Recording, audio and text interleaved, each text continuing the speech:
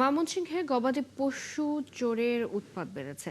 এতে দিশেহারা ক্ষুদ্র ও প্রান্তিক কৃষক সহ খামারিরা সিসি ক্যামেরা বসিয়ে গোয়াল ঘরের তালা এবং রাতে পাহারা দিয়েও চুরি ঠেকানো যাচ্ছে না। পুলিশ ও প্রশাসনের নজরদারির অভাবে চোর চক্র বেপরোয়া হয়ে উঠেছে বলে অভিযোগ এলাকাবাসীর। বাবুল হোসেনের তথ্য ছবিতে প্রতিবেদন। ময়মনসিংহের ফুলপুরের শাহাপুর এলাকার কৃষক রাজীব শামীমা দম্পতির গোয়ালঘরের তালা কেটে গত 18 জুলাই রাতে একজোড়া গরু ও একজোড়া ছাগল চুরি হয়।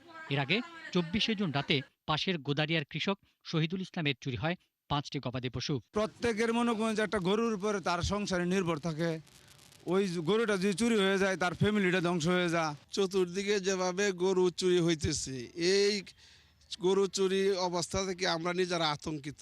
যদি এরকম হয় তাহলে আমরা জনসাধারণ সবাই মিলে একভাবে রাস্তায় নেমে আমরা আন্দোলন করব। কৃষক ও খামারিরা বলছেন পুলিশের নজরদারির অভাবেই বেড়েছে চোরের উৎপাত। আমি একটা জিটি চেষ্টা করছিলাম, জিটিও তারা নেয় নাই। পুলিশে যদি টগল দিত তাহলে তো আর চুরে সাহস হইল নাইলে নিবার লাগে। থানায় গিয়ে আমি সকল কিছু যা আছে এই কিভাবে নিছে এটা জানাইছি, চুরো ধরতে পারছে না, আমার কোনো ব্যবস্থাই ফোন তো নিছে না। আজ অবধি আমি থানায় গিয়ে মামলা করছি, মামলার রেকর্ডও হয় নাই, চোরও ধরতে পারে নাই। তারা যে অস্ত্র লয়ে যদি আমরা খারুই মনে হয় যে গরুর চাই, তাহলে আমরা জবরে দিয়ে দেবো। প্রাণী সম্পদ বিভাগের কর্মকর্তা জানান বিষয়টি আইনশৃঙ্খলা কমিটির আগামী সভায় তোলা হবে।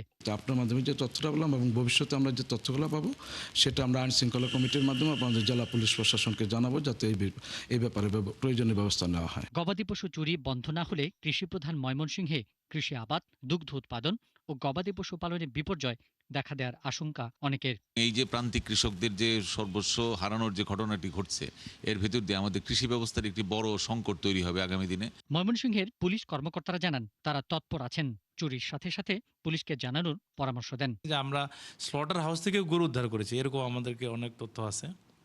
প্লাস আমরা যে সমস্ত গরুগুলো হাইওয়েতে যাচ্ছে, আমরা যখন তাৎক্ষণিকভাবে সংবাদ পাই আমরা হাইওয়েতে ব্যারিকেড দিয়ে আমরা গরু ধরেছি, এটাও তথ্য আছে। চলতি বছরের গত 7 মাসে জেলায় শতাধিক গবাদি পশু চুরি হয়েছে বলে দাবি এলাকার বাসিন্দাদের।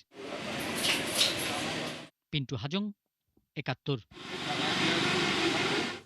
এ বিষয়ে বিস্তারিত জানাতে যুক্ত হচ্ছেন সহকর্মী বাবুল হোসেন। বাবুল, এখনো পর্যন্ত কতটি পশু চুরি হয়েছে? পরিস্থিতি মোকাবেলায় পুলিশ এবং প্রশাসন কোনো ব্যবস্থা নিয়েছে কিনা জানাবেন।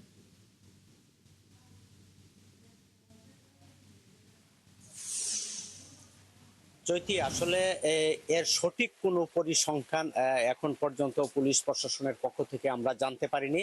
তবে যেটি স্থানীয় যারা আছেন, লোকজন যাদের গরু চুরি হয়েছে, তাদের দেয়া তথ্য মতে ময়মনসিংহের সদর, ফুলপুর, গৌরীপুর এবং বিভিন্ন উপজেলায় অন্তত আমাদের ৭১-এর অনুসন্ধানে শতাধিক গরু চুরির ঘটনা রয়েছে। আমি এই মুহূর্তে রয়েছি সদর উপজেলার সবজিপাড়া গ্রামের একটি বাড়িতে। এইখানে রুবি যে দম্পতি রয়েছেন, তার গেল 15 দিন আগে 2টি গরু তার চুরি হয়েছে এবং একটি গরুকে নিয়ে যেতে পারেনি। তো এই যে পুলিশের পক্ষ থেকে যে দাবিটি যেটি করা হয় যে আসলে তাদের টহল রয়েছে, তো যাদের গরু চুরি হয়েছে তারা প্রশ্ন তুলেছেন যে যে সমস্ত গরু চুরি হয়েছে এটি সাধারণত ট্রাক এবং পিকআপে করে সড়ক, আঞ্চলিক মহাসড়ক ধরেই কিন্তু সেটি পরিবহন করা হয়েছে।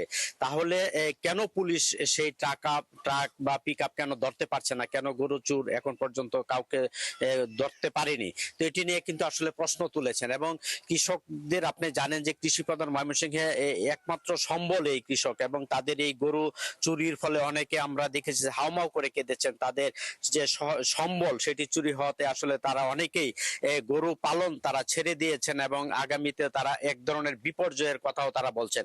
তো আমরা একটু এই রুবি দম্পতির কাছে জানতে চাই, রুবির কাছে যার গরু চুরি হয়েছে, যে একটু বলবেন যে আপনাদের এই যে গরুটি চুরি হয়েছে এখন আপনারা কিভাবে সংসার চালাচ্ছেন? আমরা তো খুব কষ্ট হইতেছে, আমরা গরিব মানুষ, গরু লিয়া দিয়ে আমরা চলতাম, দুধ দিত, দুধ বেচতাম, অন্ত পারি না কিছুই করবার লাগিয়া। আর আমরা গরিবের লাগে তো এই সম্বল আছি, আমরা এই সম্বল চলে যাওয়া থেকে তো আমরা খুব কষ্ট। ধন্যবাদ। আপনি শুনছিলেন চৈতি যে আসলে এটি কেবল এই রবি যে কিষানি কেবল তার কথা নয়, এটি যাদের গরু চুরি হয়েছে অনেকে আমরা দেখেছি যে গরুর গলায় পায়ে শিকল দিয়ে গোয়ালঘর তালাবদ্ধ করে সিসি ক্যামেরা দিয়েও কিন্তু সেটি আসলে তাদের এই যে সম্বল সেটি রক্ষা করতে পারছেন না। তারা প্রতিদিন তাদের মধ্যে এক ধরনের উদ্বেগ উৎকণ্ঠা, অর্থাৎ রাতভর পাহারা দিয়েও কিন্তু তাদের যে সেই সম্পদ সেটি রক্ষা করতে পারছেন না। তো তারা যেটি প্রত্যাশা করছেন যে স্থানীয় পুলিশ এবং প্রশাসন নজরদারি বাড়িয়ে তারা সেই আগামী দিনে তাদের যে গো সম্পদ সেটি রক্ষায় তাদের আন্তরিকভাবে সহযোগিতা করবে এবং চোরাই গরু উদ্ধার এবং যে চোর যে সিন্ডিকেট রয়েছে তাদেরকে শনাক্ত করে আইনের আওতায় আনবে, এমনটি কিন্তু তারা প্রত্যাশা করছেন। তো আমরা যেটি হতাশার কথা যেটি যারা বলছেন, আমরা শুনছিলাম আপনার কাছ থেকে বাবুল হোসেন, ধন্যবাদ আপনাকে।